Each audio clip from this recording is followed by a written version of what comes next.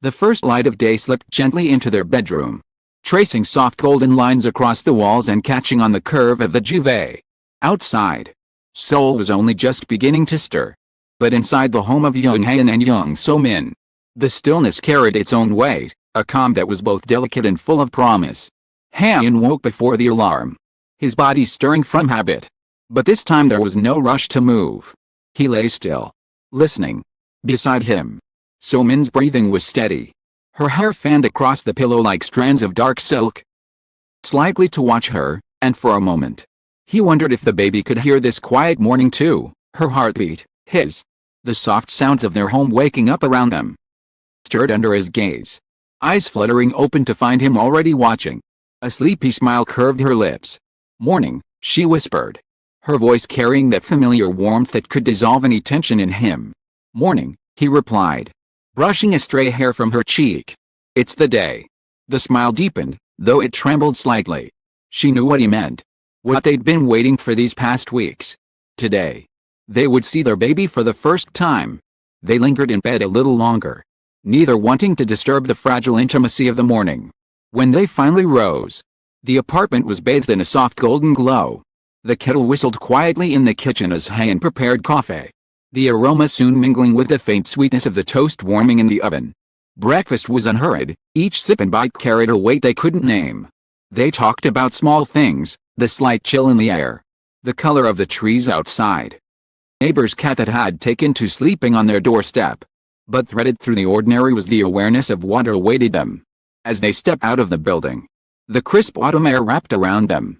The city was alive but not yet frantic, street vendors setting up their stalls, office workers spilling out of buses, cyclists weaving down the lanes. The boulevard toward Seoul National University Hospital was lined with trees in shades of amber, ochre, and crimson, their leaves drifting to the ground in lazy spirals. Somewhere nearby, the smell of roasted chestnuts curled into the air. The car ride was quiet, but not empty. So-min rested her hand on her stomach almost without thinking. Her fingers pressed lightly through the fabric of her coat, tracing the subtle curve that was barely showing but felt monumental to her.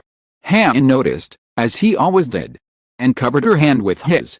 She looked over at him, her lips tilting into a small smile. "Nervous?" she asked softly. "More than when I film a first scene," he admitted. "But this is different." They shared a look that said everything words couldn't. Arriving at the hospital's VIP entrance felt like stepping into another world. The sliding glass doors parted soundlessly, revealing a lobby suffused with natural light. Fresh lilies stood in tall vases near the reception desk, their delicate scent mixing with a clean, faintly medicinal air. Somewhere, a piano melody played, soft, unobtrusive, but enough to slow the rhythm of their breathing.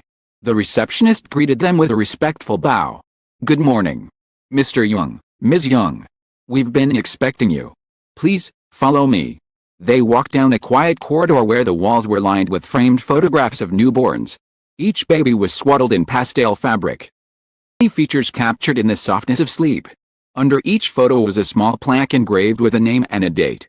Passing them, Han's steps slowed. Imagined, for a heartbeat, seeing their baby's face in one of those frames. The thought tightened his chest, not from fear, but from an emotion too big to name. The private ultrasound suite didn't feel like a typical hospital room. The lighting was warm, almost golden. Curtains allowed in just enough daylight to make the space feel alive. A recliner was set beside the padded examination bed, and in the corner, the ultrasound machine waited, its monitor dark and silent for now. A vase of fresh lilies mirrored the ones in the lobby, their scent subtle but unmistakable. So-min climbed onto the bed, smoothing her coat aside before lying back. She glanced at him, her eyes a mix of nerves and wonder. "We're really here," she murmured. "We're here," he said, taking her hand. His thumb brushed over her knuckles. "And we're about to meet them." The door opened quietly, and the ultrasound technician entered. She had the calm, practiced demeanor of someone who had witnessed this moment countless times, yet still treated each one as unique. "Good morning," he said warmly. "Are we ready?" They both nodded, smiles faint but unshakable. The technician prepped the machine, then spread the warm gel over So-min's abdomen. Of the ultrasound filled the room, and the air shifted, thicker, heavier, holding its breath. Then the screen came to life. At first, it was a blur, shadows shifting in grays and whites. But with a slight adjustment of the probe, it sharpened. There, in the black and white glow. Small, curled figure. Perfect in its incompleteness. Fragile yet undeniably alive. The sound followed, fast, steady. The heartbeat. So-min's lips parted in a soundless gasp. Her free hand flew to her mouth. Her eyes brimming instantly. "That's our baby," she whispered. Voice cracking on the last word. Han couldn't look away. His eyes burned. His vision blurring with tears he didn't bother to hide. "Hi," he murmured, leaning closer to the screen. "I'm your dad."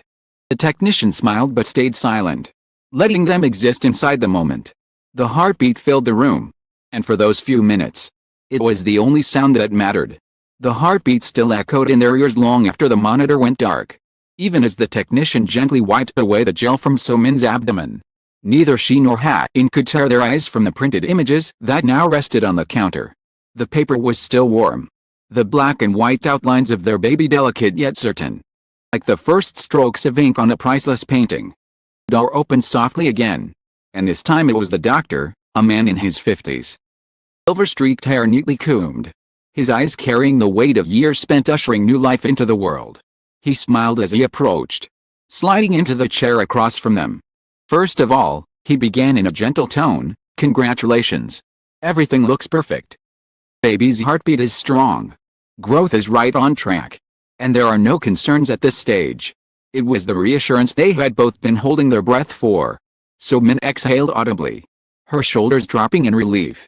She turned to Han, and he was already looking at her. His lips curved into that soft smile she loved, the one that appeared only in moments like this. Unguarded and deeply real. "Told you," he said, voice thick with emotion. "Strong. Just like you." She shook her head gently, squeezing his hand. "Gentle, like you." The doctor continued explaining, pointing at different details on the images.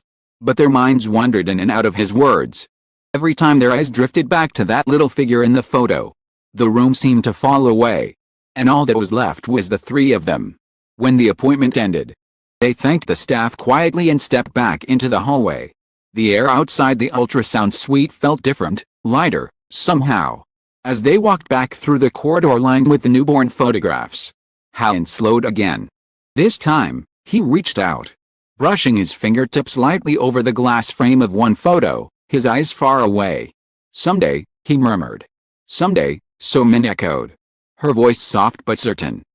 Outside, Seoul greeted them with a burst of crisp autumn air. The sky was a flawless blue, the kind of color that only appears in October. It swirled gently in the breeze, carpeting the ground in gold and crimson. Across the street, a vendor roasted chestnuts, the scent curling through the air and mixing with a faint tang of cool weather. They walked slowly toward the car. Not because they were tired, but because neither wanted to rush the moment. The ultrasound envelope was tucked safely inside Han's jacket, close to his heart. He kept his arm around her as they crossed the pavement, feeling the reassuring weight of her against his side. In the car, the silence was comfortable. Occasionally, one of them would glance at the envelope, as if to confirm it was still there. Once, So-min reached over, resting her hand on it. "I still can't believe it," she whispered. Han smiled without looking away from the road. "I can. The second I saw them, I knew. They're ours. And I'll protect them, and you, with everything I have." She didn't reply, but her fingers found his, intertwining tightly. Back home, the first thing they did was clear a space on the mantel. There, between framed photographs from their travels and the awards that marked their careers, they placed the ultrasound image in a simple wooden frame. It was smaller than everything else on the shelf, yet it drew the eye immediately. They spent the rest of the afternoon wrapped in the kind of peace that rarely came to them. In the living room, they curled together on the couch, their legs tangled beneath a shared blanket. They talked about names, half joking, half serious. They debated nursery colors, argued playfully about whether they'd sing lullabies in English or Korean, and laughed when they both admitted they wanted to learn how to swaddle properly before the baby arrived. Sometimes, the conversation would trail off. Simply sit in silence, eyes drifting to the framed picture on the mantel. The heartbeat they'd heard earlier still seemed to echo in their chests. As the sky outside deepened into evening, these lights began to flicker on one by one.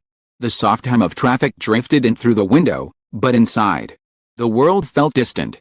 Dinner was simple, a pot of steaming kimchi stew, eaten side by side at the kitchen table. Later, in the quiet of their bedroom, they lay facing each other.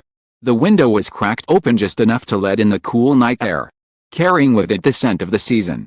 Han reached for her hand in the dark, his fingers curling around hers. Today, he said softly, was the start of everything. So Min smiled, her thumb brushing over his knuckles.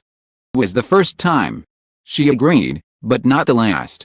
We have so much more ahead. Fell asleep that way. The framed ultrasound just a few steps away in the next room, a silent witness to the day their lives quietly shifted into something new, something forever. And in the stillness of the night, city sleeping around them, one promise held firm: this was only the beginning.